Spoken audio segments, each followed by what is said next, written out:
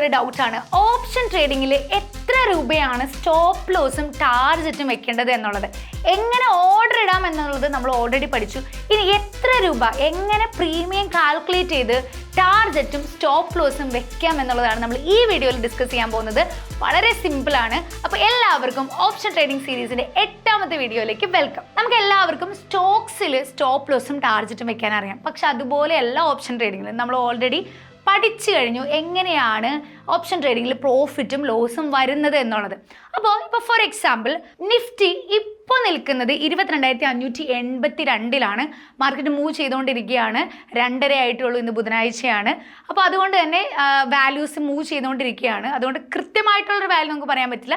എങ്കിലും ഒരു എക്സാമ്പിൾ വെച്ച് ഞാൻ പറഞ്ഞു തരാം. ഓക്കെ, അപ്പോൾ മാർക്കറ്റ് ഇപ്പോൾ നിൽക്കുന്ന സ്പോട്ട് പ്രൈസ് എന്ന് പറയുന്നത് 22,582 നമ്മൾ എപ്പോഴും ഒരു ഓപ്ഷൻ ബൈ ചെയ്യുമ്പോൾ നമ്മൾ എടുക്കേണ്ടത് ഏത് സ്ട്രൈക്ക് പ്രൈസ് ആണെന്ന് ഞാൻ പറഞ്ഞു തന്നിരിക്കുന്നത് 100 പോയിന്റ് ഇൻ ദ മണി. അതായത് ഇതിൻ്റെ തൊട്ട് താഴെയുള്ള സ്ട്രൈക്ക് പ്രൈസ് എന്ന് പറയുന്നത് 22,550 അതിൻ്റെ തൊട്ട് താഴെയുള്ളത് 22,500 അല്ലേ. മുകളിലേക്ക് പോവുകയാണെങ്കിൽ 22,600, 22,650. അപ്പോൾ എപ്പോഴും നമ്മൾ സെലക്ട് ചെയ്യേണ്ടത് 100 പോയിന്റ് ഇൻ ദ മണി 22,500. പക്ഷെ ഞാൻ കാൽക്കുലേറ്റ് ചെയ്യാൻ എളുപ്പത്തിന് ഞാൻ ഇവിടെ ഇന്ന് സെലക്ട് ചെയ്യാൻ പോകുന്ന സ്ട്രൈക്ക് പ്രൈസ് എന്ന് പറയുന്നത് 22,550, അതായത് അറ്റ് മണി സ്ട്രൈക്ക് പ്രൈസ് ആണ് ഞാനിവിടെ സെലക്ട് ചെയ്യാനായിട്ട് പോകുന്നത്. മാർക്കറ്റ് ഇപ്പം നിൽക്കുന്നത് 22,582. നമ്മൾ ബൈ ചെയ്യാൻ പോകുന്ന ഓപ്ഷൻ ബൈയിങ്ങിൽ എങ്ങനെയാണ് നമുക്ക് സ്റ്റോപ്പ് ലോസും ടാർജറ്റ് വെക്കുന്നതെന്ന് ആദ്യം നോക്കാം, എന്നിട്ട് സെല്ലിങ്ങിലേക്ക് പോവാം. അപ്പോൾ ഇനീഷ്യലി ഞാനിവിടെ ബൈ ചെയ്യാൻ പോകുന്നത് അറ്റ് മണിയായ 22,550. നമ്മൾ ഏത് ചാർട്ട് നോക്കിയിട്ടാണ് എപ്പോൾ ബൈ ചെയ്യണമെന്ന് കണ്ടുപിടിക്കേണ്ടത്? ഞാൻ എപ്പോഴും പറഞ്ഞിട്ടുണ്ട്, നിഫ്റ്റി ഇൻഡെക്സ് ചാർട്ട് നിങ്ങൾക്ക് നോക്കാം. പക്ഷെ അതിൽ നല്ല റിസൾട്ട് തരുന്നത് എന്താണ്?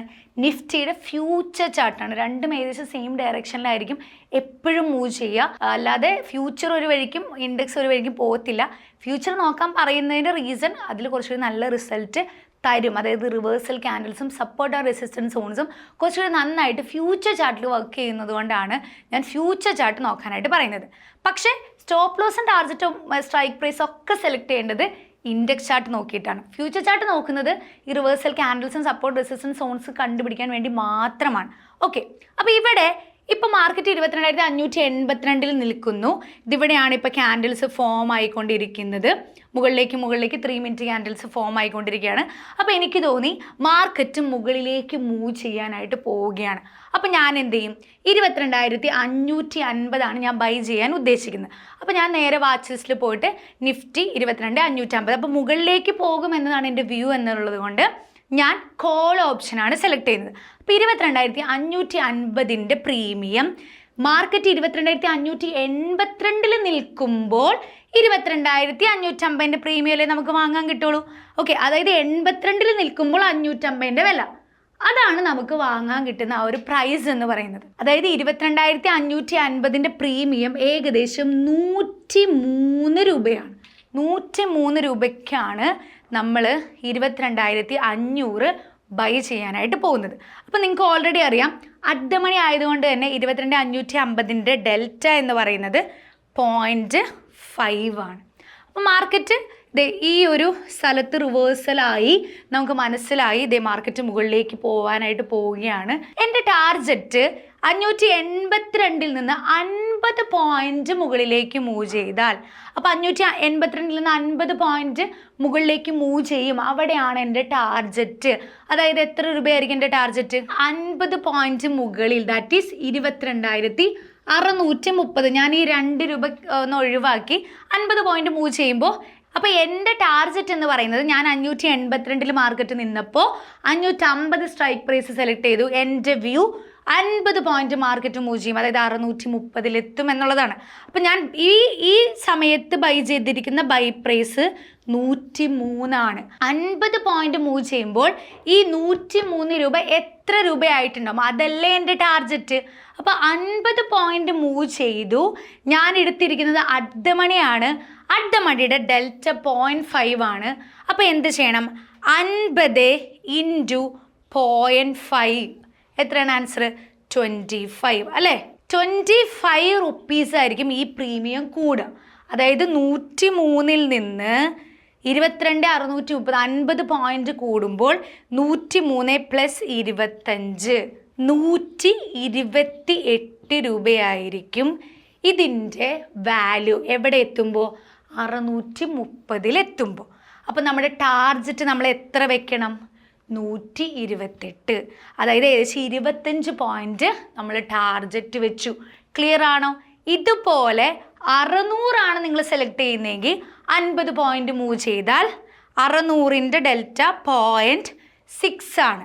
അപ്രോക്സിമേറ്റ്ലി ആയിട്ട്, അതായത് 0.5 എന്ന് പറഞ്ഞാൽ 0.49 അങ്ങനെയാണ്. അപ്പോൾ നിങ്ങൾ 128 എന്ന് പറയുമ്പോൾ കറക്റ്റ് 128 വയ്ക്കാതെ 125 അങ്ങനെ ഒരു ചെറിയൊരു പോയിന്റ് കുറച്ച് വയ്ക്കുകയാണെങ്കിൽ ഇറ്റ്സ് ഗുഡ്.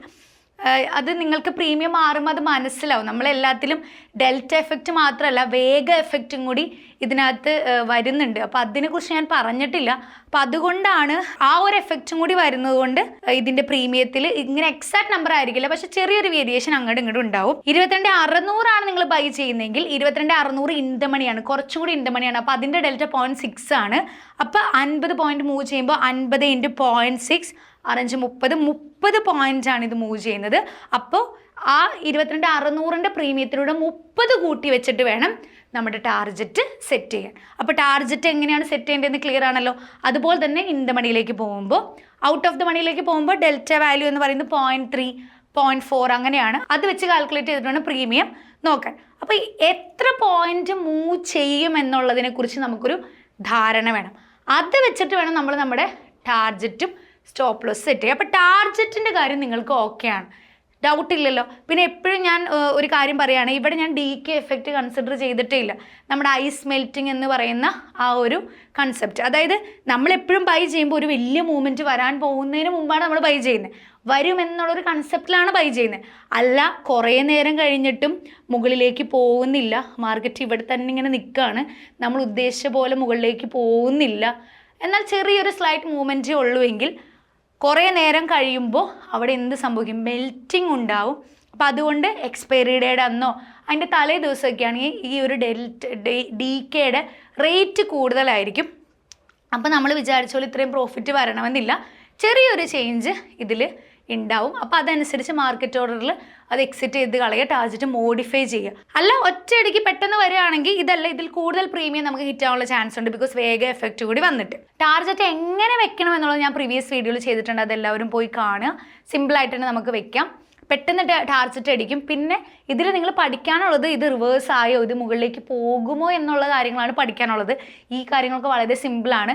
പിന്നെ ഈ ഡെൽറ്റ ഒന്നും അറിയാതെ തന്നെ നമുക്ക് ടാർജറ്റൊക്കെ കാൽക്കുലേറ്റ് ചെയ്യാൻ പറ്റും, അതൊക്കെ ഞാൻ പറഞ്ഞുതരാം. അപ്പോൾ ഇതിൻ്റെ സ്റ്റോപ്പ് ലോസും കൂടി നമുക്ക് എങ്ങനെയാണെന്ന് നോക്കാം. നമ്മുടെ കൺസെപ്റ്റ് അനുസരിച്ച് 582 മാർക്കറ്റ് നിന്നപ്പോൾ മാർക്കറ്റ് തിരിഞ്ഞു മുകളിലേക്ക് പോകും എന്നുള്ള ഇൻഡിക്കേഷൻ നമുക്ക് കിട്ടി. അപ്പോൾ നമ്മുടെ ആ ഒരു ഐഡിയ എന്ന് പറയുന്നത് 582 എന്ന് പറയുന്ന ലൈനിന് താഴെ പോയാൽ നമ്മൾ ഈ ട്രേഡ് എക്സിറ്റ് ചെയ്യും, അല്ലെങ്കിൽ നമ്മുടെ സ്റ്റോപ്പ് ലോസ് ആയി. ആ ഒരു സോണാണ് നമ്മുടെ സ്റ്റോപ്പ് ലോസ്. അപ്പോൾ മാർക്കറ്റ് ഇവിടെ മുകളിലേക്ക് പോകാതെ തിരിച്ച് ഇവിടെ താഴേക്ക് വന്ന് ക്ലോസ് ചെയ്യാനായിട്ട് ശ്രമിക്കുമ്പോൾ നമ്മുടെ SL എത്തി, സ്റ്റോപ്പ് ലോസ് എത്തി. അപ്പോൾ നമുക്കിത് എക്സിറ്റ് ചെയ്യണം. അപ്പോൾ ഇവിടെ സെയിം തന്നെയാണ്. ഇവിടെ നമ്മൾ പക്ഷേ 50 പോയിന്റ് ടാർജറ്റ് വെക്കുമ്പോൾ 50 പോയിന്റ് ഒരിക്കലും നമ്മൾ സ്റ്റോപ്പ് ലോസ് വെക്കില്ല, ബിക്കോസ് നമ്മുടെ സ്റ്റോപ്പ് ലോസ് വലിയ സ്റ്റോപ്പ് ലോസ് ആയിരിക്കും. ഓക്കെ, 25 രൂപ എന്ന് പറയുന്ന സ്റ്റോപ്പ് ലോസ് വലിയ സ്റ്റോപ്പ് ലോസ് ആണ്. അപ്പം നമ്മൾ മേ ബി 582 നിന്ന് മേ ബി നമുക്ക് വേണമെങ്കിൽ ഒരു 570, അതായത് ഒരു 12 പോയിന്റ്, അതായത് 22,570 എത്തുമ്പോൾ നമുക്കിത് SL നമ്മുടെ സ്റ്റോപ്പ് ലോസ് എന്ന രീതിയിൽ നമുക്ക് കാൽക്കുലേറ്റ് ചെയ്യാം. അപ്പോൾ അവിടുത്തെ പ്രീമിയം എത്രയായിരിക്കും? ഏകദേശം 10 പോയിന്റ് കുറച്ച് 10 × 0.5 ചെയ്യുക. എന്നിട്ട് ഈ 103 നിന്ന് അത് കുറച്ചിട്ടുള്ള വാല്യൂ വേണം സ്റ്റോപ്പ് ലോസ് വെക്കാൻ. ഇവിടെ 25 പോയിന്റ് കൂട്ടി. അപ്പോൾ ഇവിടെ ഏകദേശം നമുക്ക് 6 രൂപയാണ് നമ്മുടെ SL വരുന്നത്. അപ്പോൾ ഒരു 10 റുപ്പീസായിട്ട് നമുക്ക് വേണമെങ്കിൽ റൗണ്ട് ചെയ്ത് വെക്കാം. അപ്പോൾ 103 നിന്ന് 93 ഇതിൻ്റെ പ്രീമിയം എത്തിക്കഴിഞ്ഞാൽ നമുക്കത് എക്സിറ്റ് ചെയ്യാനുള്ള ഓർഡർ നമുക്ക് ഇടാം. പക്ഷെ നിങ്ങൾ ഒരു കാര്യം കൂടി ശ്രദ്ധിക്കാനുള്ളത്, മാർക്കറ്റ് കുറേ നേരം കഴിഞ്ഞിട്ടാണ് ഈ ഒരു ലെവലിലേക്ക് വരുന്നതെങ്കിൽ ചിലപ്പോൾ അവിടെ വരുമ്പോൾ 93 ആയിരിക്കില്ല അതിൻ്റെ പ്രീമിയം, അതിലും കുറവായിരിക്കും. എന്താ കാരണം? നമ്മുടെ DK എഫക്റ്റ് കുറേ സമയം ആവുന്തോറും മെൽറ്റ് ചെയ്യുന്ന DK എഫക്റ്റ് വരുന്നത് കൊണ്ടാണ് ഇവിടെ എത്തുമ്പോൾ അതിന് 93 രൂപേനൊക്കെ കുറവായിരിക്കും പ്രീമിയം. ബാക്കി പ്രീമിയം അവിടെ പോയി മെൽറ്റായി, അതായത് കുറേ സമയം കഴിയുന്നവർ ചെറിയ രീതിയിൽ മെൽറ്റിങ് നടക്കുന്നുണ്ട്. അപ്പോൾ മേ ബി ഇതിൻ്റെ താഴെ പോകുന്നതിന് മുമ്പേ ചിലപ്പോൾ നമ്മുടെ 10 രൂപയുടെ സ്റ്റോപ്പ് ലോസ് അടിച്ചു പോയിട്ടുണ്ടാവും. അപ്പം ഞാൻ എപ്പോഴും ചെയ്യുന്നത്, ഞാൻ ടാർഗറ്റ് വെച്ച് ഇറങ്ങാറുണ്ട്.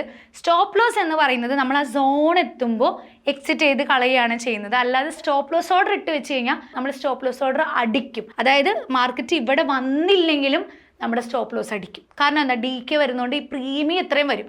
93 പ്രീമിയം എത്തിയ ആ ഒരു സ്റ്റോപ്പ് ലോസ് അടിക്കുന്നത് പോലെ ഇവിടേക്ക് മാർക്കറ്റ് വരണമെന്നില്ല. 93 പ്രീമിയം എത്തി ഇത് അടിച്ചു പോകും. അപ്പം അതുകൊണ്ട് തന്നെ പെട്ടെന്നൊരു മൂവ്മെൻറ്റ് വരുന്നില്ല, കുറേ സമയം കഴിഞ്ഞിട്ടാണ് മൂവ് ചെയ്യുന്നതെങ്കിൽ നിങ്ങൾ നമ്മുടെ വ്യൂ അനുസരിച്ച് ഒന്നെങ്കിൽ ചെറിയ പ്രോഫിൽ അത് ഇറക്കി വെക്കുകയോ, അല്ല കുറേ സമയം കഴിഞ്ഞിട്ടും വരുന്നില്ലെങ്കിൽ DK എഫക്റ്റ് നന്നായിട്ട് വരുന്നുണ്ടെങ്കിൽ നമ്മൾ ആ പൊസിഷൻ എക്സിറ്റ് ചെയ്ത് വെക്കുകയോ ചെയ്യുക. പക്ഷെ എല്ലാവരും ചെയ്യുന്ന ഡിഫറെൻറ്റ് മെത്തേഡ്സ് ആണ്. സ്റ്റോപ്പ് ലോസ് വെക്കുന്ന ആളുകളുണ്ട്. പക്ഷേ ഞാനൊരു ഓപ്ഷൻ ബൈ ചെയ്ത് കഴിഞ്ഞാൽ ഞാൻ നന്നായിട്ട് മോണിറ്റർ ചെയ്യുന്നതുകൊണ്ട് ആ ട്രേഡ് എക്സിറ്റ് ചെയ്യുന്നവരെ ഞാനത് നോക്കിക്കൊണ്ടിരിക്കും. ആ ട്രേഡിൽ നിന്ന് പുറത്തിറങ്ങിയാലാണ് ഞാൻ ആ സീറ്റിൽ നിന്ന് എഴുന്നേറ്റ് പോകാറുള്ളൂ. അപ്പം അതുകൊണ്ട് എല്ലാവരും അങ്ങനെ ആവണമെന്നില്ല. ചിലരൊക്കെ ഇട്ടിട്ട് മറന്നു പോകുന്ന ആൾക്കാരൊക്കെ ഉണ്ട്. അപ്പോൾ സ്റ്റോപ്പ് ലോസ് വെക്കുന്നത് എങ്ങനെയാണെന്ന് ഞാൻ പറഞ്ഞു തന്നേ ഉള്ളൂ. പക്ഷേ ഇങ്ങനെ വെക്കുന്നതിനൊക്കെ നല്ലത് ഒരു ട്രേഡിൽ എൻട്രി എടുത്തു കഴിഞ്ഞാൽ പക്കയായിട്ട് അത് മോണിറ്റർ ചെയ്ത് ആ ഒരു സോൺ വെച്ചിട്ട് അത് ഇറങ്ങാനായിട്ട് ശ്രമിക്കുക. എന്ന് പറഞ്ഞുകൊണ്ട് ഞാൻ വലിയ സ്റ്റോപ്പ് ലോസ് ഒരിക്കലും ബെയർ ചെയ്യില്ല. നമ്മുടെ ആ ഒരു ലോജിക്ക് അനുസരിച്ച് നമ്മളത് ചെയ്താൽ മതി. നമ്മുടെ സ്ട്രാറ്റജി അല്ലെങ്കിൽ നമ്മുടെ മെത്തേഡ് ഏതാണോ അതനുസരിച്ച് നമുക്കത് മേക്കപ്പ് ചെയ്യാനായിട്ട് പറ്റും. ഇനി ഡെൽറ്റ ഒന്നും നിങ്ങൾക്ക് അറിയില്ല, പക്ഷേ നിങ്ങൾക്ക് ടാർജറ്റ് സ്റ്റോപ്പ് ലോസ് വെക്കണമെങ്കിൽ അല്ലെങ്കിൽ ടാർജറ്റ് വെക്കണമെങ്കിൽ ഒരു സിമ്പിൾ മെത്തേഡ് ഞാൻ പറഞ്ഞുതരാം.